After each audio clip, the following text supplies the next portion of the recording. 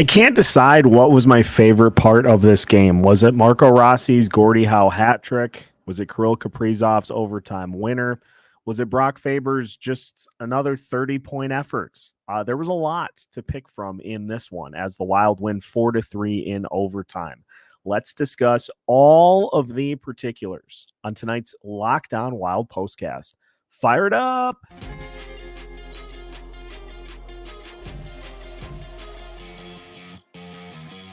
You are Locked On Wild Postcast, part of Locked On Minnesota on the Locked On Podcast Network.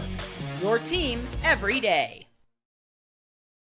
What's happening, everybody? Welcome into another Locked On Wild postcast as the Minnesota Wild pick up a 4-3 overtime win over the Montreal Canadiens.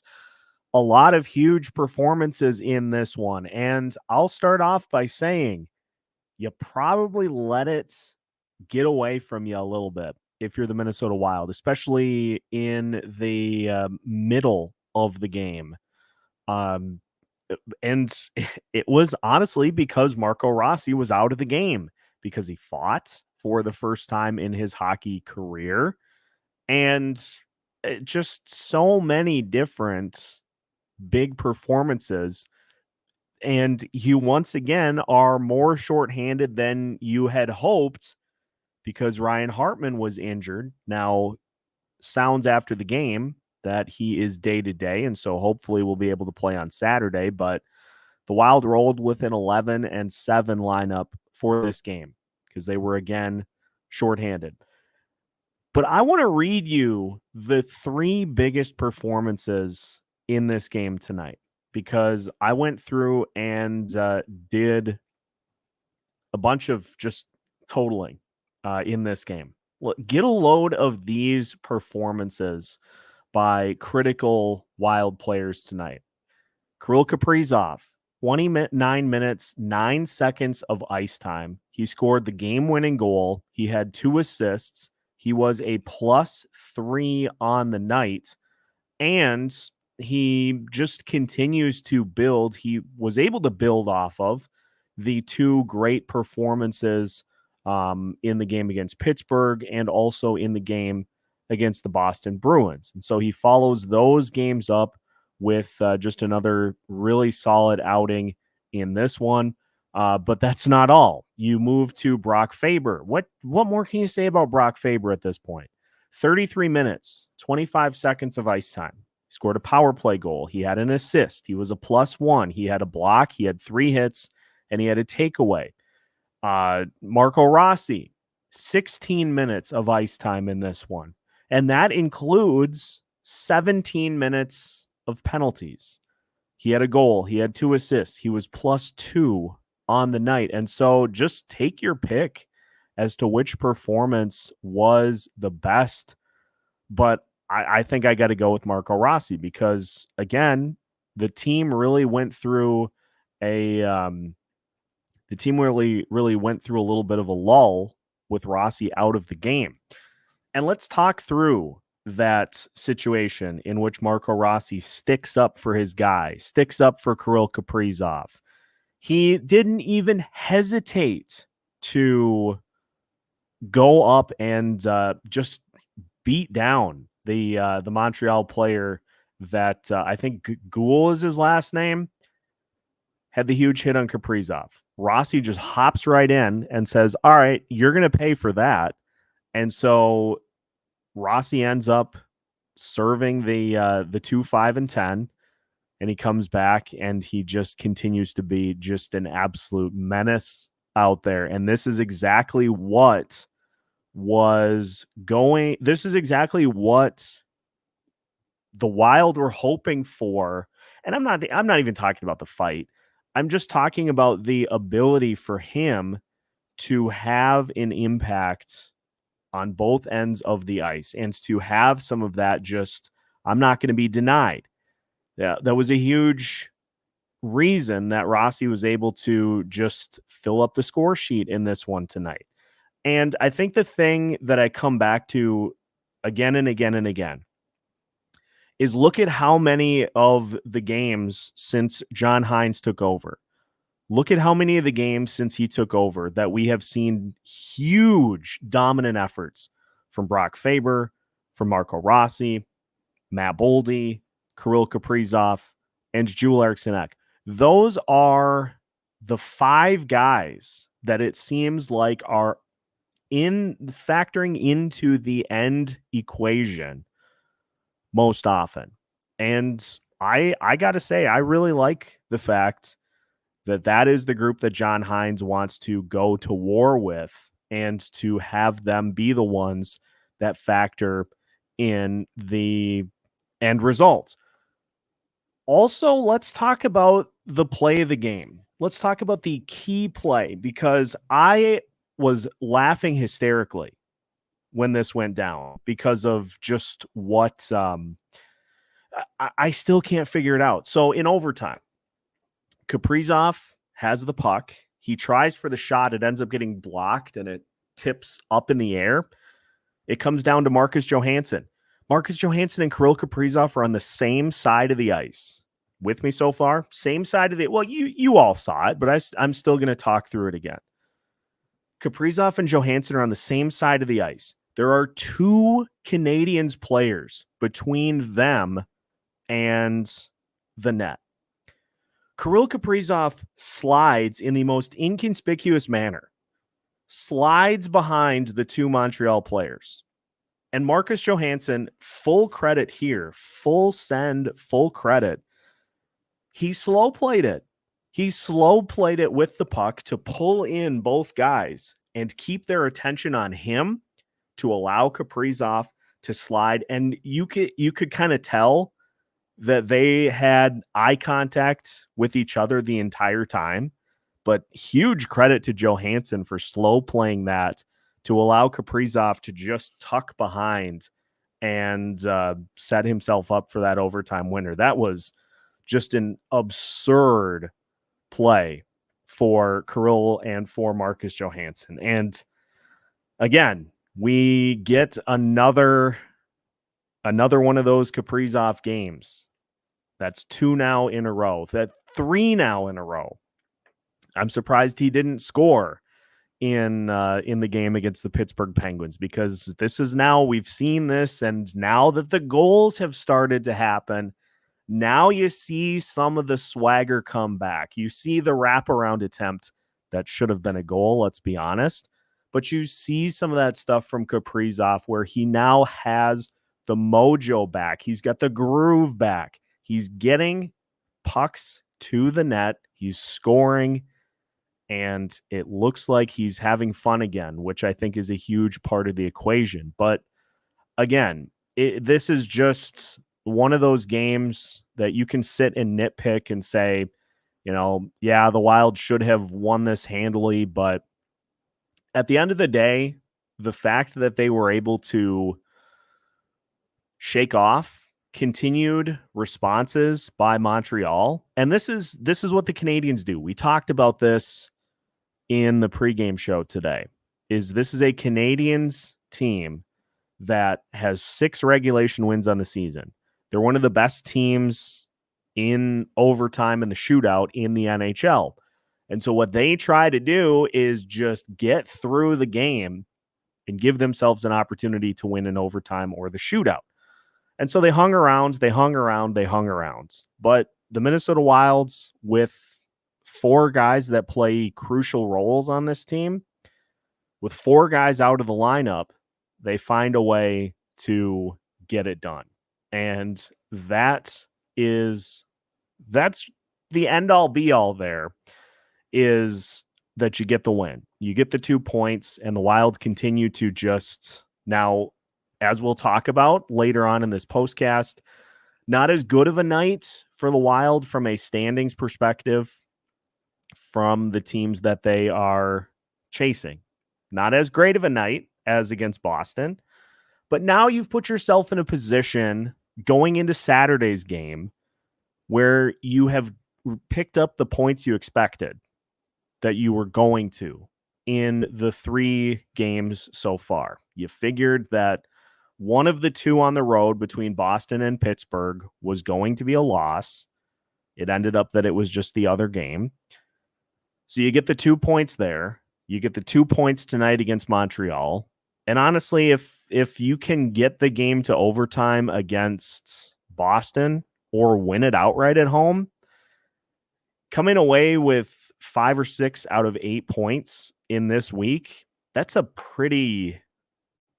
is a week that you feel good about, especially considering the number of players that are out or banged up or are not able to give you anything at this point in the season. So that's kind of my thoughts on the entirety of the situation.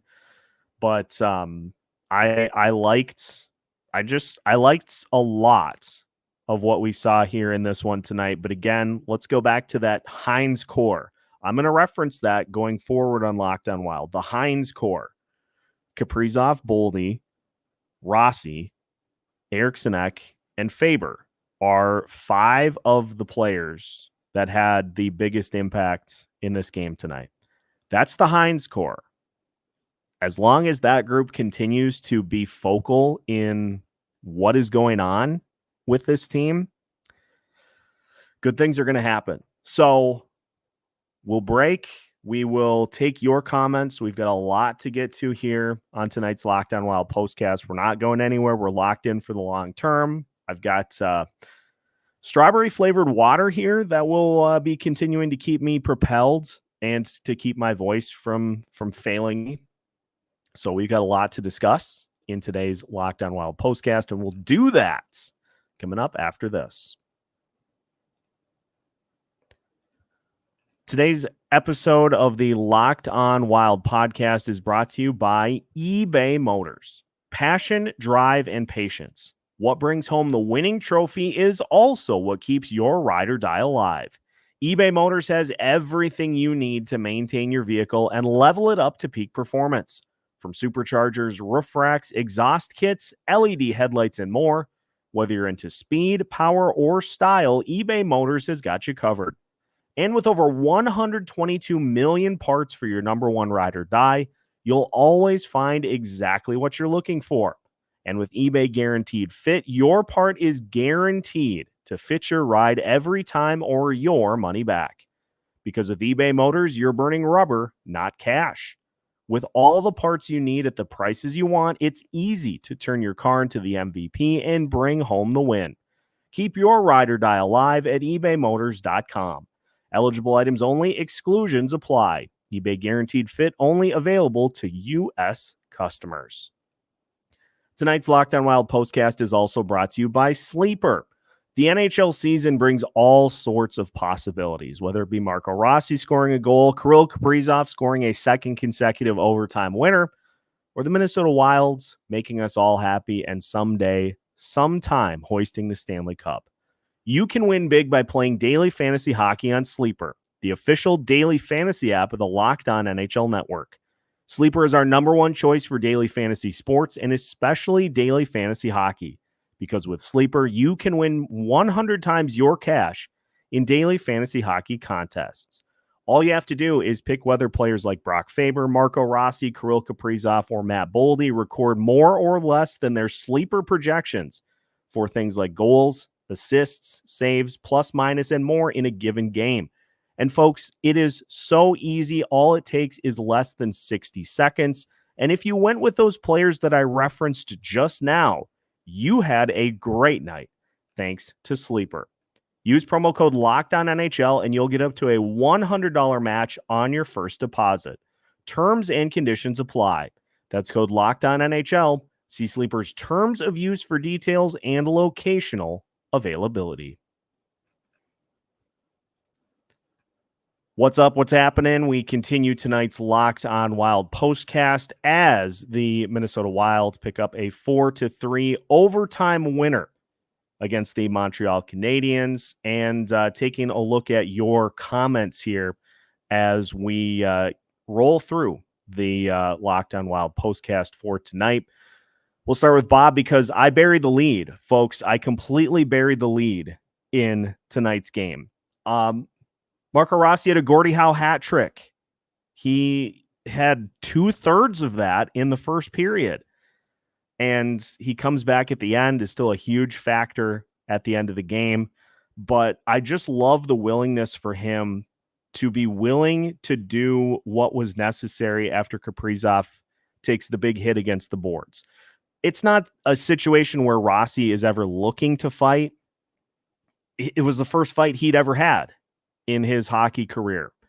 Not looking to fight, but being willing to step up and answer the bell when something like that happens. Being the player that was closest to be able to do something about it and following through and doing it. And you saw the reaction on the Wild bench after he did that. The entire team went nuts. And that is something that this group is not going to forget. And that is one of the things that was most mentioned with Marco Rossi last year when he was sent back down, was that he just needed to add a little bit of that kind of FU attitude to his game. And we've seen it time and time again throughout the course of this season that he has a ton of it. And so that honestly was one of my favorite parts of the game. And you could kind of see that he obviously hasn't been in a lot of fights really ever up until the end of the fight, which he definitely ended it. That strong right hand, that ended things. And he comes back in, as mentioned. He found a way to get 16 minutes of ice time in a game in which he spent 17 minutes in the penalty box. So if not for that, he probably was looking at a 23, 24-minute night himself. So huge props to Marco Rossi for continuing to just absolutely do what is necessary to come away with the win. Bob joining us, battered and bruised Warriors. Spurgeon, Brodin, Hartman, who, by the way, and I'll mention this often throughout the postcast for those that are popping in periodically. John Hynes said after the game, Hartman is day-to-day. And so the hope is that he could return on Saturday, but we'll wait and see. By that tone, my guess would be probably more like Wednesday after Christmas, but I'm not sure. But day to day, I felt bad for Jesse. If you follow the Bar Down Beauties podcast, Jesse's one of the best. It took like the sixth question for her to finally get hers, which was about Hartman. It took the sixth try for her question to get answered, and that's just how it works out. Jesse's one of the best in the business, but I was listening to the post-game comments and I found myself just kind of saying, geez. So she asked about Hartman. He's going to be day to day. Now, if on Saturday, if Hartman is not able to go, I don't think the Wild are going to do 11-7 with Boston. I think we'll see Jake Lucchini get in, one of the leading goal scorers for Iowa. He had 9 goals so far this season, and he was called up, ironically, right after I finished recording today's episode of Locked On Wild. So he gets called up to fill the roster spot by Matt Zuccarello being put on injured reserve and Hartman not being able to go. Emergency status. So I would imagine he will play on Saturday if Hartman is not able to go. The Wild aren't going to go to the 11-7 well, I wouldn't think, for that game. So just, another thing. I want to now go in and look officially, because we said it after the game. Rossi with just an absolute, just another monster effort for the Wild here tonight. I want to look and see where he is at officially with the stats. And not factoring in here tonight. So thanks to NHL for having not updated yet. But Rossi was third heading into tonight in points for rookies and second in goals. So he added a goal. He added a couple of assists in this one as well. So congratulations, folks. Marco Rossi now in second place for rookies in terms of points and second in goals as well. He continues to just every game just continue to get things done. As Bob says, marvelous Marco Rossi. So Rossi now second in the NHL in points and goals. And as Denny notes, Denny, one of our everydayers, one of our all-time postcast joiners, look at what 15 pounds of muscle has done for Marco Rossi. He's absolutely right. He bulked up in the offseason, and he just continues to be rewarded for his efforts because guess what? Here's the other part of this, the other mentality part of this. The first spot that Marco Rossi looks to get to on the ice is the front of the net. And folks, if you are going through a shooting slump, I'll tell you what, it is really hard to get to that part of the net. It's really hard for those types of shots to go through a slump. Look at what Kaprizov has done the last couple of games. Those dirty areas, the dirty spots, you get there, more often than not, you are going to be able to come away with goals. Bob also noting, too, 2 Tampa Bay trades, bringing a winning attitude. I love this take because you look at what Pat Maroon and Zach Bogosian have brought to this team, and it's not necessarily like production-wise, they are what they are, but the fact that Bogosian is able to rub off on a guy like Brock Faber a little bit, who profiles more like Jared Spurgeon, but if you can have a guy who has won and knows what it takes to do so, like Zach Bogosian, if you can have him rub off a little bit on Brock Faber and especially Damon Hunt, who they frequently get paired together, that's great. And then having a guy like Maroon, having a guy like Marcus Foligno who can rub off on Rossi a little bit. Although I continue to say the player that I think has had the biggest impact on Rossi and on Matt Boldy is Joel Eriksson Ek. And that excites me a lot because if you could get 2 additional Eriksson Ek like players, that could be on this roster.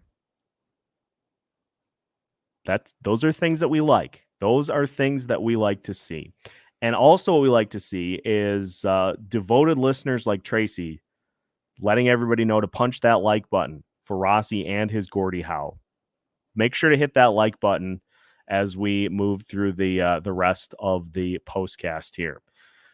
Bob joining us. Bummer, Avs and Stars pulled points tonight. Both teams are sliding. Yeah, we're starting to see the earth kind of shift back to not just having everybody in front of the Wild continue to win.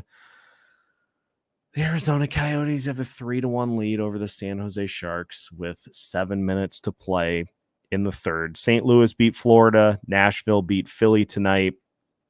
And Calgary is beating Anaheim by a score of 2-0. So no help for the Wild in tonight's action, but it's okay because the Wilds continue to handle their business. And as long as they handle their business, those teams are going to eventually lose. So you just got to take advantage of some of those things going on. Quadrum joining us. I don't even think Kaprizov is hurt anymore. He just needs to get his conditioning back up. The more he plays like himself, the sooner it'll be back. And I was kind of on this train too, is that it's more Kaprizov learning how to play with the injury or learning how to play and kind of move past it. And it just so happened that his confidence kind of went down the crapper too, because he wasn't scoring. And so now that the scoring has come back, he's able to just relax. He's able to just do his thing. And it has led to, over these last 3 games, arguably his best work of the season. It has led to him finally getting rewarded for his efforts in this one. Steve R., I see your comment from earlier. Thank you for letting me know on that. I'll take a look at that first thing in the morning, see if we can't get that figured out. So appreciate you letting me know. We'll get that lined up. We'll get that ironed out here. In regards to Apple Podcasts, we'll get them back up and running for you. Denny, Brock Faber is up to the Bobby Orr line. And like Wes Walls said it during the game. And it was just crazy to me because I was like, he said that Brock Faber has only been on the ice in 5-on-5 time. He's played like 80 minutes of 5-on-5 time. And I think it was sometime in the first period that it was said. So you factor in another probably 27 minutes of ice time after that. He said that Marco Rossi or that Brock Faber was only on the ice for one 5-on-5 goal in his last 80 minutes of 5-on-5 ice time. And you look at his performances, and it seems like the more minutes he plays, it seems like the better he gets. I mean, I'm just going to pull up his game log from the last few games. So he played 30 minutes in the win against Calgary, 30 minutes, 8 seconds in that win. Then he played 31-34 in the shootout win against Vancouver. He played 28 minutes, 18 seconds against Pittsburgh. That was a 4-3 loss, but then 30-19 against Boston and 33-25 tonight here against Montreal. In the month of December, he's averaging 27 minutes of ice time per night in the month of December alone. And he has now 8 points in the month of December. He's got a goal. He has 7 assists. He just continues to churn out pluses every game. And I thought the thing that was coolest tonight was getting rewarded for now being, and like, let's just speak this into existence. When Spurgeon and Brodin come back, Brock Faber's not going off the top power play unit. I'm sorry. Now that he is playing there consistently, and now that he got a sick power play goal tonight, he's not coming off that top unit. You are committed to him in that spot, and you are just going to go through the ebbs and the flows of him in that spot because he is learning as he goes how to properly handle a top power play unit. You're not going to bump him. Let him continue to roll, and I promise you, you're not going to be disappointed. And so the fact that he got a power play goal here tonight, he talked with Kevin Gorg after the game. It said he's still kind of feeling his way through it a little bit, but just relying a lot on kind of his instincts to get him through those spots. And he just continues to make winning plays.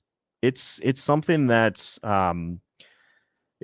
this team just cannot get enough of. And I mean, clearly the formula for Faber is to play him over 30 minutes a night, and you're going to end up winning. Now, how the team gets him from 30 to 35, from 35 to 40, so that he never comes off the ice, I kid.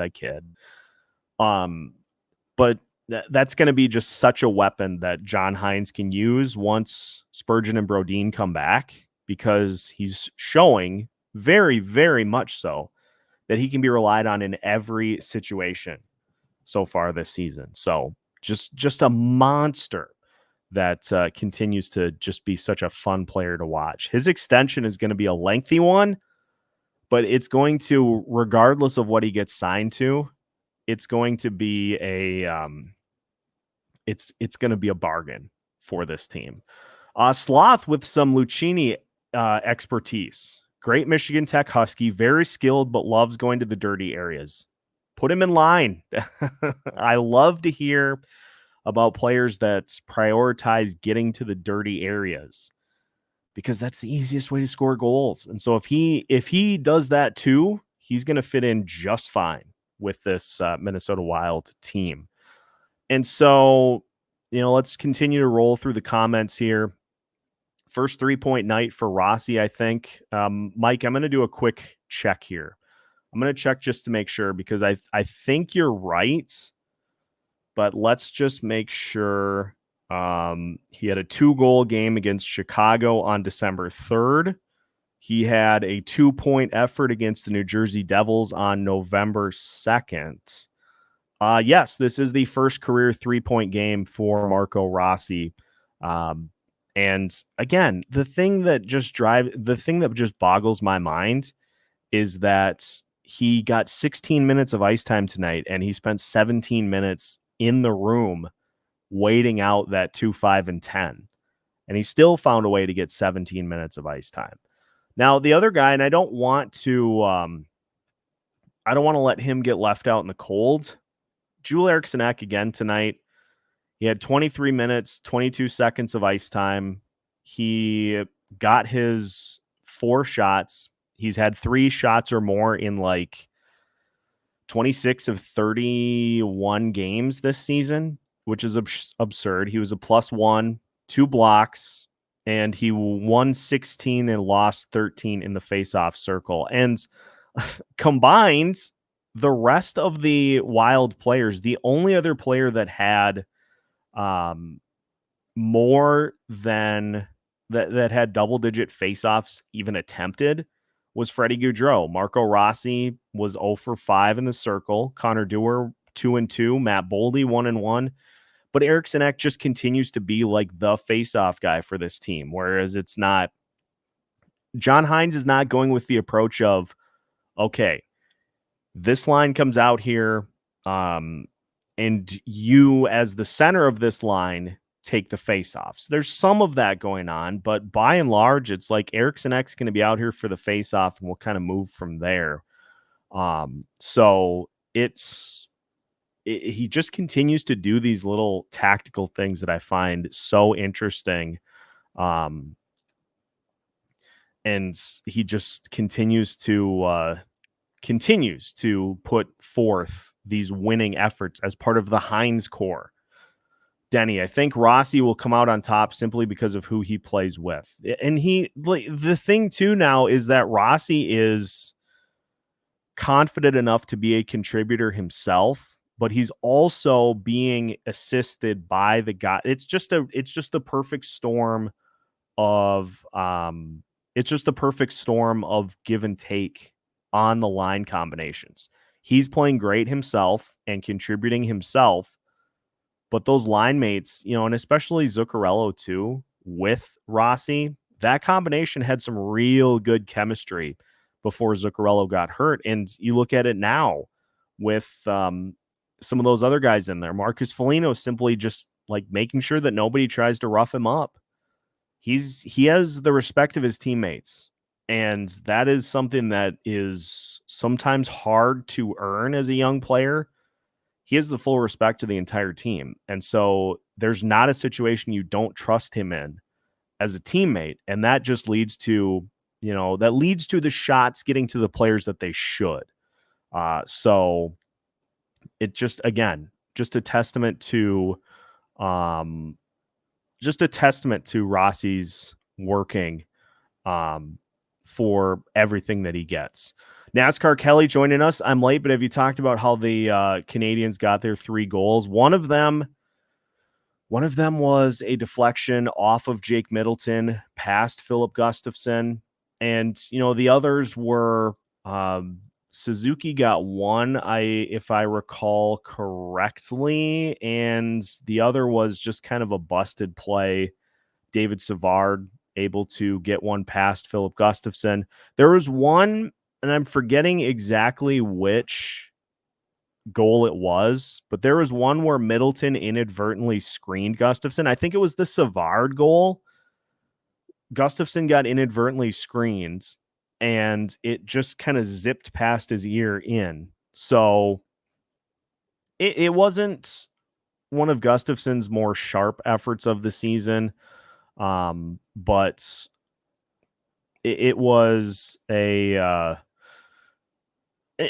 didn't need to be because of what the rest of the team was able to do. Now, Gustavsson has certainly won plenty of games for the Wild this year and last year too.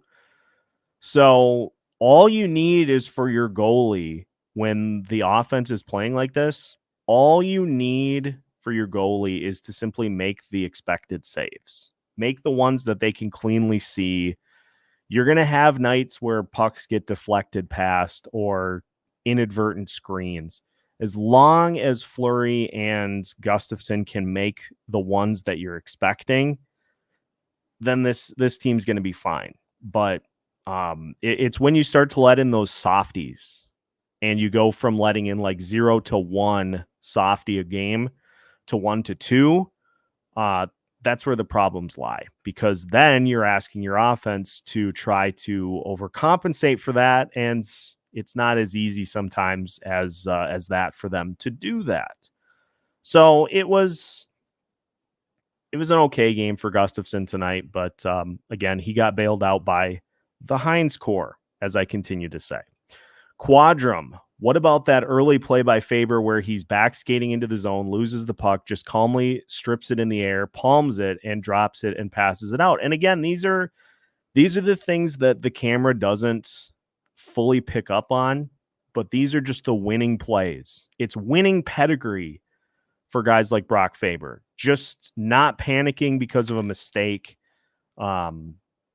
leading to opportunities to just make it right. Like, if you make a mistake or you do something that leads to an opportunity for the other team, shake it off and just go make another play. And I think the fact that we haven't seen the things that Dean was so noted for with young players, such as dropping a guy in the lineup or sitting him for an extended period of the game. I think the fact that Faber and Rossi in particular have just been given the opportunity to do whatever, anything that happens over the course of a game. They've been allowed to just do their thing. And I think the fact that they have been able to do so without fear of repercussion for mistakes has been just completely freeing to them at this point in the season. Poop McGee joining us. I've been saying since the beginning of the season, Faber and Brodin might be the best D pair in the conference. Honestly, spot the lie.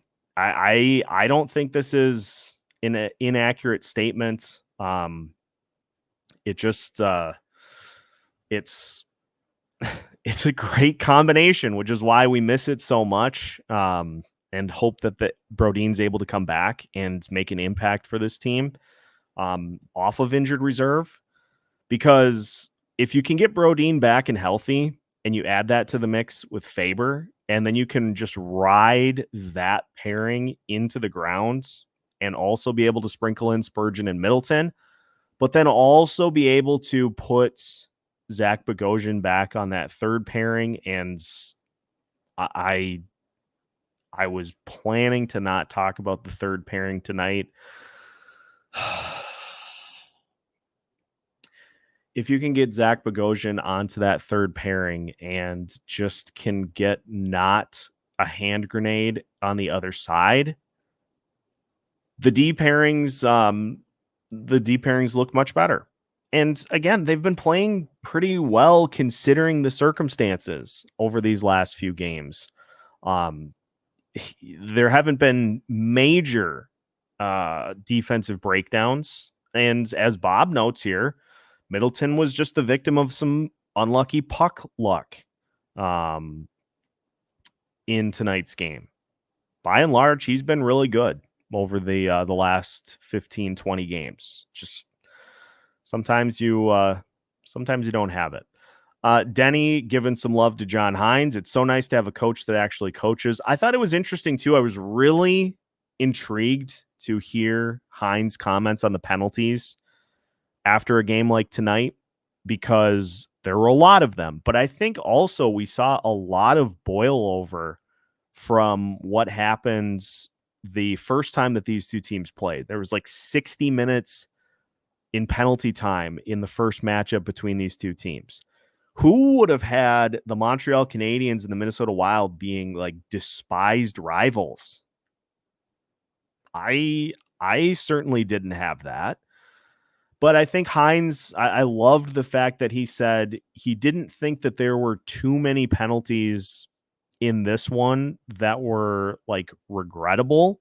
And so Hynes knows the game. He knows the ebb and the flow to where it's like,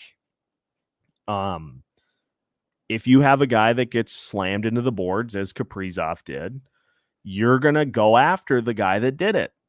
Clean hit or not, you're going to go after the guy. And so Rossi's penalties, that's one that you can live with. I mean, I know the big one is going to be the Foligno boarding call, but then even look at Bogosian's too. He got a double minor for roughing because he got tangled up and took exception.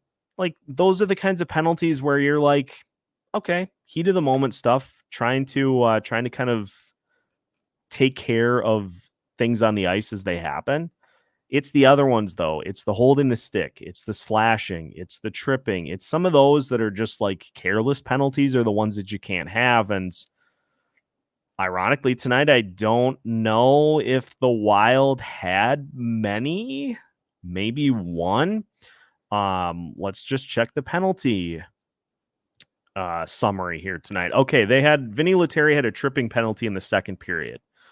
But beyond that, Rossi got an instigator. Rossi got a fighting penalty and a misconduct.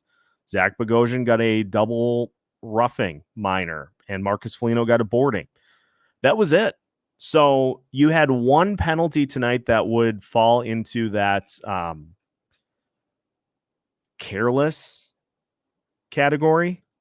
But beyond that, everything was pretty clean in this one. And Montreal did get one power play goal tonight in, 5 attempts.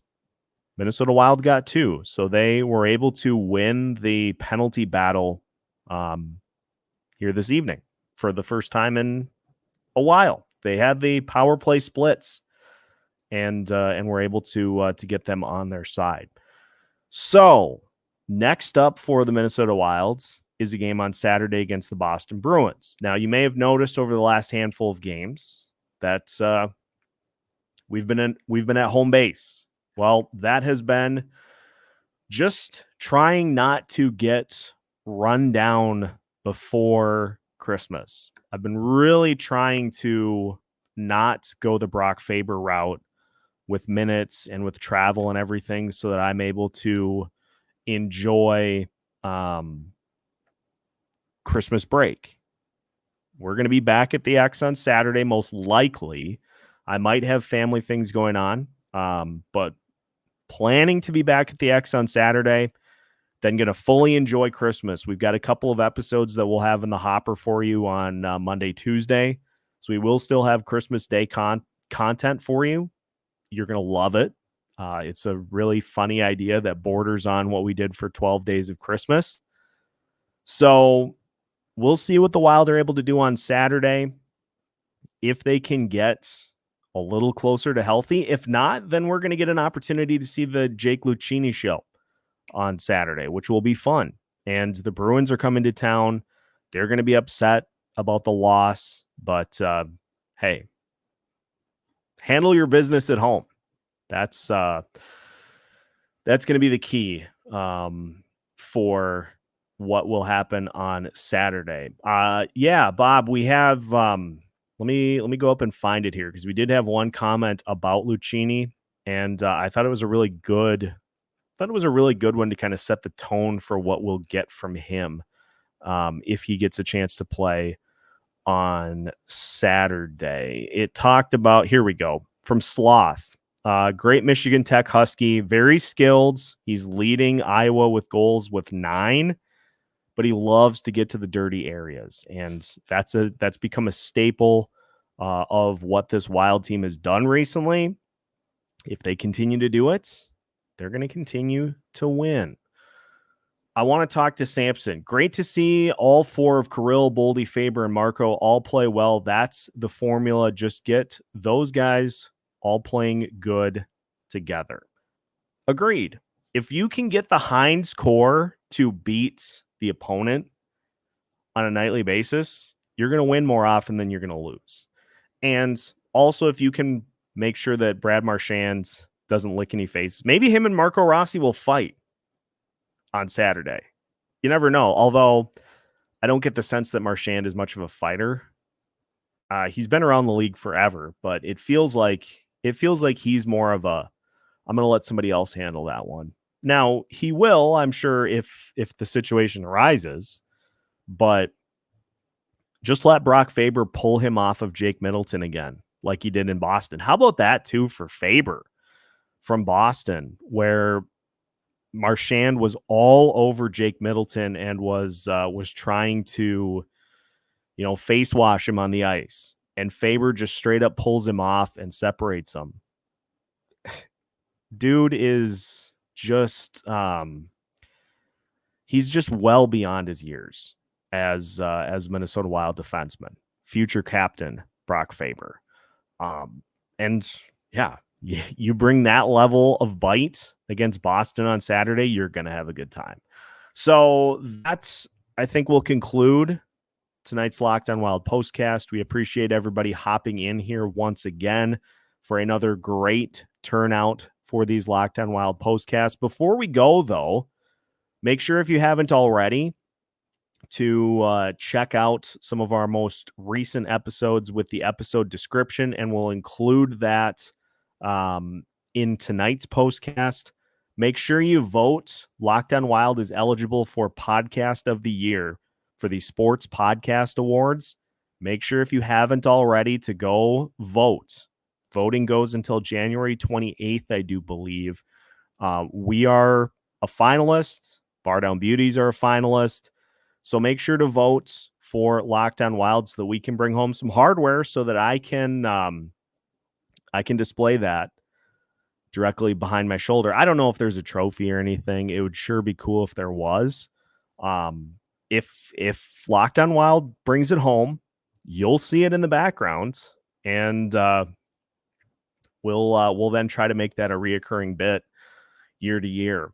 So follow Bob's advice, smash the like button before you leave, and get some sleep, get some rest, and we will have yet another episode coming up for you tomorrow morning. We'll get you geared up for the Boston game. We're also going to talk a little bit more about the Hynes core. I'm trying to get in front of that, and call it the Hynes core. We'll talk about just how much of a wrecking crew that group can be for this Wild team as we move forward. So make sure to subscribe. Make sure to smash the like button. Denny, I believe you can vote with different email addresses if you have them. I'm certainly not suggesting that people create like 50 email addresses, but I think you can vote once per email address for the Sports Podcast Awards. So just everybody take care, enjoy the rest of your night, and we will have plenty more content for you here throughout the rest of the week. Minnesota Wild win 4-3 in overtime, and you have been listening to yet another Locked On Wild postcast. So make sure to follow and subscribe so you don't miss out on any new content throughout the week. We have new episodes for you every Monday through Friday as part of the Locked On Podcast Network.